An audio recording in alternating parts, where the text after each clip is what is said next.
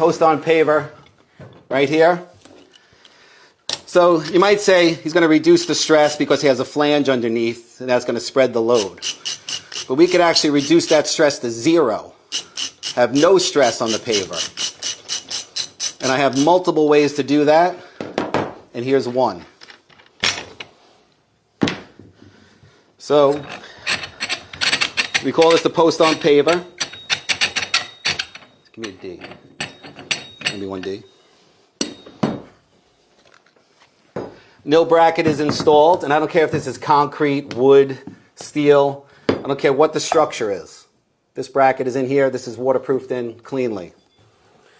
Now we want to install a paver. If you want to go higher, we have different mounts for that. So this one is a low riding paver, but if you want to go higher, we have different mounts to secure that. But how we do this is, here's your paver. Line it up with the hole. Here's our MB3 TBD threaded onto the 3/4 inch thread. We simply screw this into the bracket below. Screw down to the paver.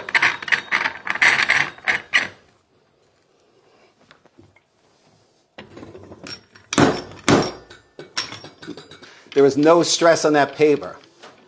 It's all being supported from the nil bracket below, and there's 0 stress on that paver, but yet we can mount directly to it.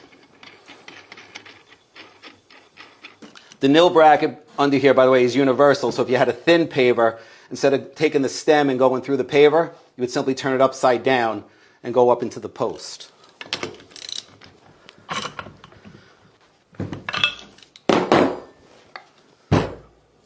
Here's your post-on paver.